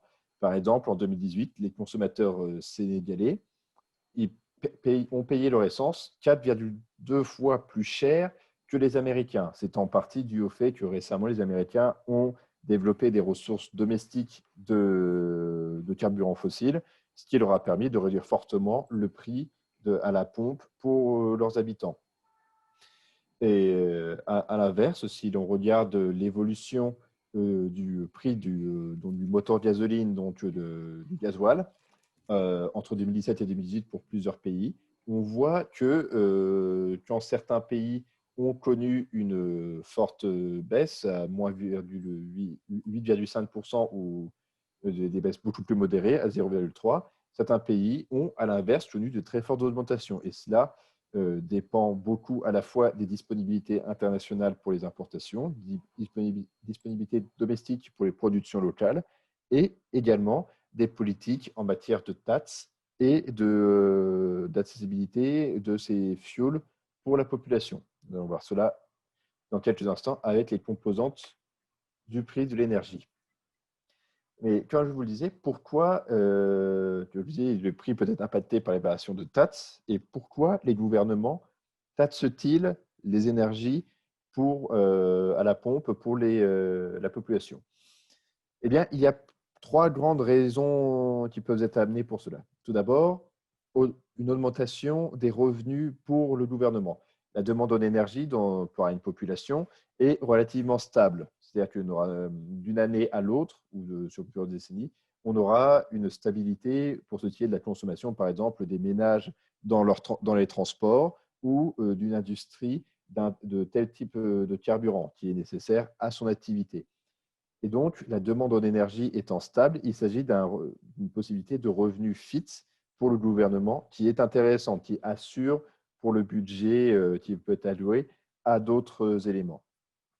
Ces revenus, par la suite, peuvent permettre, par exemple, une internalisation des coûts.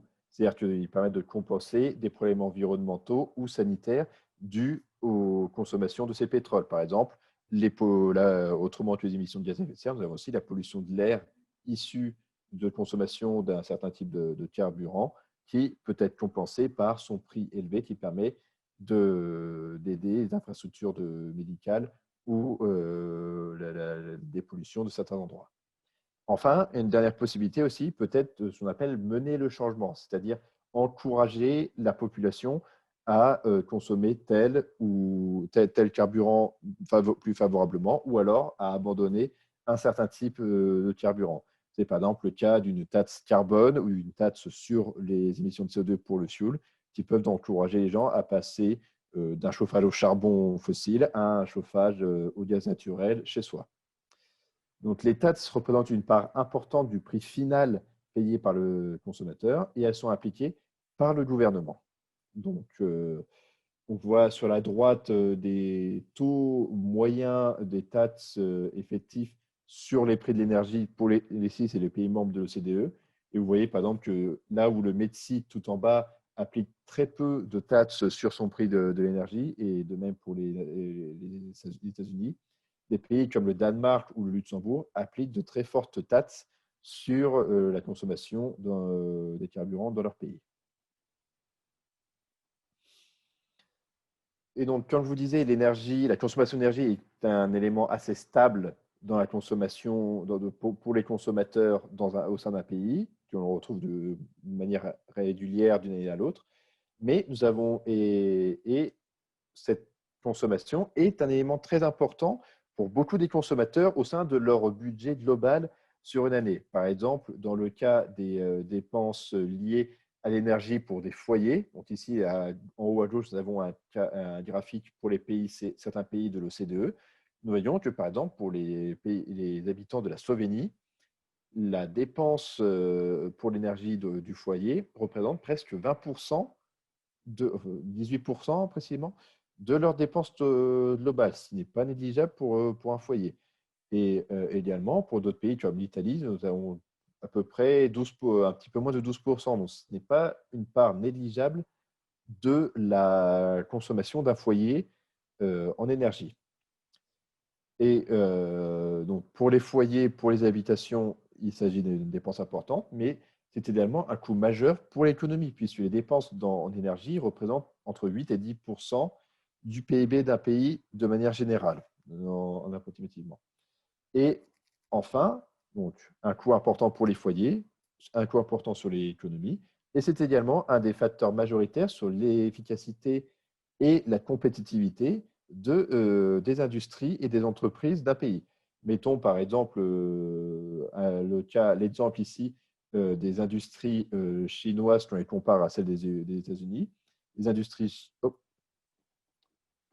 je crois que Gianluca vient de me prendre le partage d'écran. Oui, Nicolas, oui, en effet. Est-ce qu'on va passer directement à la prochaine étape parce que sinon, on n'aura pas le temps de passer à la modélisation. On va sauter la slide sur le Menti, mais on va quand même prendre plus de temps pour les questions comme ça. Très bien. Tu peux conclure peut-être ça que tu es en train de dire, après on continue. Juste donc, le dernier point, pour les industries, le coût en énergie va avoir un impact majeur sur leur compétitivité à une échelle nationale, voire internationale. Donc, il est très important pour les pays de bien regarder quelle industrie ils veulent encourager avec leur.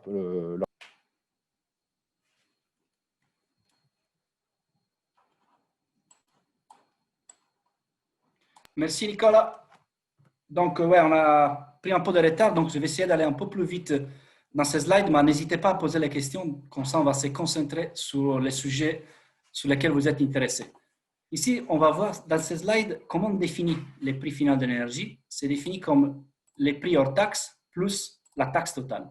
Et la taxe, on la définit comme la taxe sur la valeur ajoutée, TVA, plus les taxes d'accise. Mais comment est-ce qu'on définit les prix hors taxe? Les prix hors taxe continue tous les coûts nécessaires à la fabrication d'un produit énergétique, de sa production à son stockage, à son transport, jusqu'à le consommateur final. Et inclut aussi les marges de profit du vendeur d'énergie. Donc, c'est tout sauf les taxes appliquées sur l'énergie. Qu'est-ce que sont les taxes d'accise? Les taxes d'accise sont basées sur le volume. Donc, par exemple, c'est des taxes par litre, taxes par mégawattheure. Elles sont des taxes différentes. Ça peut être des taxes sur l'environnement, sur le CO2, sur le carburant, sur les taxes sur le marché du travail. On a vu qu'au Sénégal, la taxe sur le carbone, par exemple, sur le CO2, est prise en compte et sera peut-être appliquée dans le futur. Je ne sais pas si vous pouvez me corriger peut-être dans les commentaires. C'est très intéressant de voir qu'aussi au Sénégal, la taxe sur le CO2 s'est prise en compte. En effet, en Afrique, je pense qu'il n'y a que l'Afrique du Sud qui est probablement en taxe sur le CO2. Différemment, la taxe sur la valeur ajoutée, c'est une taxe pas sur le volume, mais sur la valeur. Donc, cette taxe elle va se multiplier sur les coûts hors taxe plus la taxe d'accise. Elle va nous donner une valeur finale. Par exemple, dans beaucoup de pays, c'est 20%. Et donc, on calcule ces taxes indépendant du prix avant la TVA. Donc, les prix hors taxe plus la taxe d'accise multiplié par ces 20%, ça nous donne notre TVA. Il y a beaucoup de pays qui ont pris la TVA comme façon de taxer l'énergie. Et au Sénégal, c'est un de ces pays. Et on a vu par exemple une chose intéressante que dernièrement, le Sénégal a exonéré la taxe sur la valeur ajoutée pour les matériels dédiés aux énergies renouvelables. C'est aussi intéressant de voir que la TVA peut être une incentive quand elle est élevée pour certains produits à intérêt. Enfin, maintenant, un petit exemple, comme un petit exercice, on va comparer deux pays différents, pays A et pays B, pour calculer les prix finaux de l'essence. Si on regarde les prix hors taxe, donc avant tous les autres, qui prennent en compte tous les coûts avant les taxes, on voit que dans les pays A, on a un coût supérieur de 0,6 € par litre, contre 0,4. Par contre, dans les pays B, on a une taxe de l'accise plus élevée, 0,4 versus 0,2, et on a aussi une TVA de 25% contre une TVA de 15%. Donc, à la fin, quand on calcule notre TVA, on va multiplier les 25% par, comme je disais avant, les prix hors taxe plus les prix des taxes d'assises. On a là 20 centimes pour les pays B et que 12 centimes par les pays A. Donc, à la fin, on va se retrouver avec un prix final de l'énergie pour l'essence plus élevé dans les pays B que dans les pays A, même si les prix hors taxe il était relativement moins élevé. Important aussi, c'est la représentativité. Dans un pays, les prix de l'énergie peuvent varier beaucoup. Ici, on voit en figure des États-Unis où les prix de l'essence varient très fortement, État par État, ville par ville, etc., etc. Comment est-ce qu'on va, par contre, calculer un prix qui est représentatif de notre pays? On doit utiliser la moyenne pondérée par la consommation. Donc, on va prendre en compte les différents prix multipliés par les quantités avec les prix que ces prix-là ont été appliqués et divisé par la quantité totale de produits énergétiques vendus dans les pays. On voit ici, on peut avoir des différences très importantes si on n'utilise pas la moyenne pondérée, dans cet exemple fourni dans les slides. Un autre conseil important, c'est la différence entre les tarifs et les prix. Les tarifs sont des coûts fixes que les compagnies qui vendent l'énergie appliquent à les consommateurs. Et les prix, en effet, c'est vraiment les prix qui représentent les coûts moyens pour accéder à un produit physique, l'énergie. Dans ce petit exemple, on peut voir, par exemple, cette compagnie d'électricité qui charge chaque mois 10 € fixes à chaque abonné, plus 10 centimes par kilowattheure consommé. Ça, c'est notre tarif. Notre tarif, c'est 10 € fixes plus 10 centimes par kilowattheure. Par contre, notre prix est différent. Par exemple, ça dépend, dans ces cas-là, de combien on consomme. Si un consommateur consomme 150 kWh, il aura 15 € facturés de charges variables, 10 centimes par 150, et aura les 10 € fixes. Donc, on aura 25 € payés pour une consommation de 150 kWh, et donc on aura un prix, ça c'est notre prix d'électricité, c'est pas le tarif, de 0,167 € par kilowattheure. Maintenant, on va voir un autre concept très important et c'est la comparabilité. Il y a deux types de comparabilité quand on parle des prix, la comparabilité temporelle et la comparabilité internationale. La comparabilité temporelle est importante parce que $1 en 2000 a une valeur différente qu'un dollar en 2020. En 2000, on pouvait acheter avec $1 beaucoup plus de choses qu'en 2020 parce que, dû à l'inflation, la monnaie perd de l'argent dans le temps. En même niveau, on peut comparer différents pays. Par exemple, dans un pays avec $1, on peut acheter certains produits et dans un autre pays, on peut acheter beaucoup plus ou beaucoup moins. Donc, quand on compare les prix de l'énergie, c'est important aussi de prendre en compte les valeurs de la monnaie au niveau temporel et au niveau aussi international, donc pays par pays. Comment est-ce qu'on va faire ça? On va regarder avant tout la comparabilité temporelle.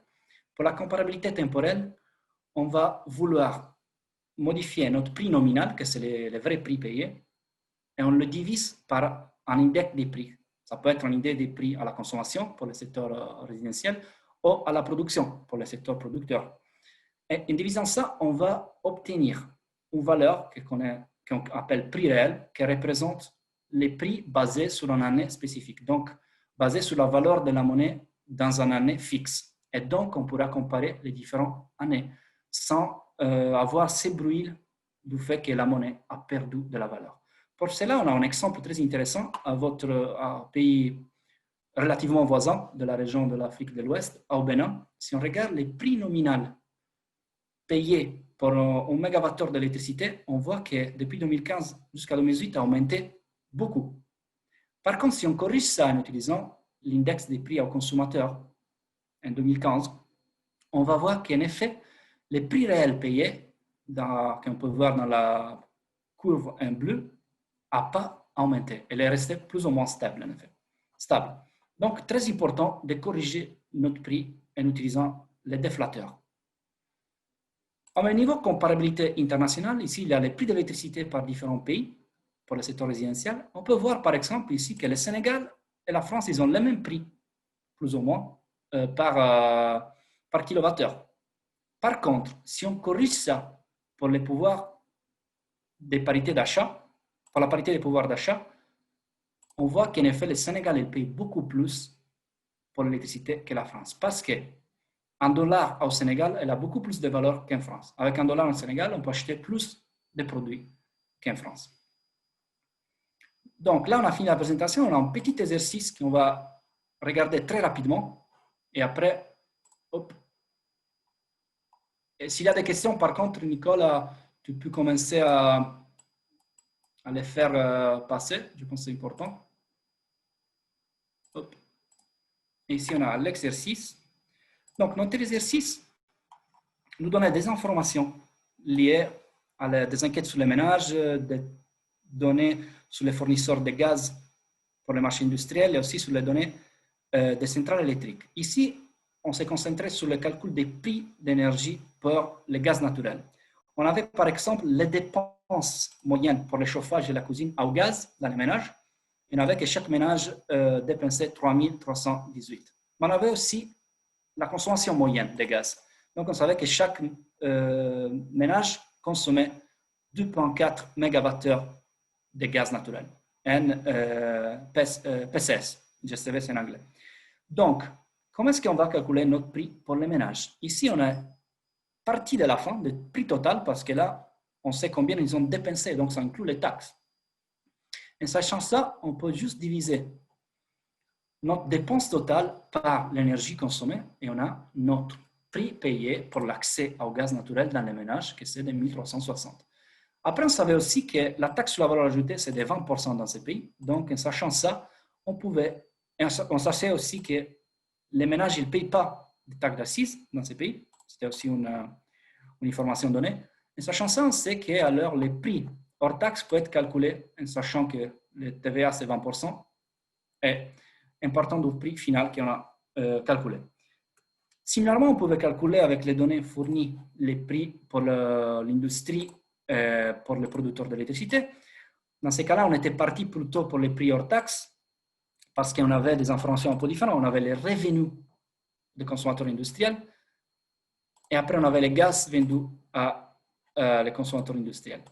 Donc là, on pouvait calculer simplement en faisant la division de revenus divisé par les gigawattheures vendus de gaz, et on avait notre prix hors taxe. Après, on savait que la TVA, ça ne s'applique pas à le secteur industriel, mais on sait que par contre, la taxe d'assises s'applique. Donc, on ajoutait la taxe d'assises, et en faisant la somme, on avait notre prix final pour l'industrie.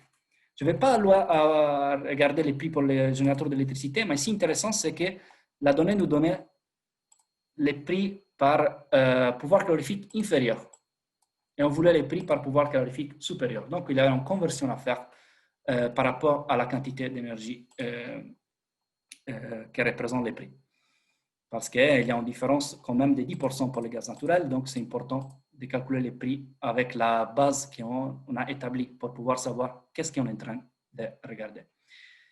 Après, il y a la deuxième question, c'était calculer la croissance de prix du gaz naturel dans le secteur résidentiel. Et on a vu que de 2010, c'était des prix déjà donnés, et ça, c'est les prix qu'on a calculés en 2019, on avait une augmentation de 18%. Par contre, Si on utilisait notre IPC, l'index des prix aux consommateurs, donc notre déflateur basé sur l'année 2015, on a corrigé notre prix et on a calculé donc les prix réels basés sur 2015 pour 2010 et 2019. Et si on recalculait notre croissance, on voit qu'en effet, c'est négatif. En effet, sans faire ça, on aurait dit les prix sont augmentés. Mais en effet, non, les prix ont diminué parce que la valeur de la monnaie a diminué. Et donc, en effet, on est en train de payer moins qu'avant par rapport au pouvoir d'achat qu'on peut avoir. Donc, on a fini l'exercice. Je laisse un petit moment pour les questions et après, on va passer à la modélisation avec nos collègues. Nicolas, est-ce qu'il y a des questions? Pour le moment, non, on n'a pas eu de questions de nos participants sur le prix. Et bon, on peut leur laisser encore quelques minutes. De toute façon, n'hésitez pas à nous envoyer des emails si vous avez des questions, à moi, Nicolas et Arnaud, sur les prix, sur l'efficacité, mais aussi sur tous les autres sujets liés à les statistiques ou à la modélisation, on va pouvoir vous répondre. Je laisse, s'il n'y a pas d'autres questions, la parole à Arnaud pour continuer la session d'aujourd'hui. Merci beaucoup, c'était un plaisir d'être avec vous encore. Merci beaucoup Gianluca, merci Nicolas. Vous avez couvert énormément de sujets très importants en peu de temps. Donc bravo d'avoir réussi cet exercice.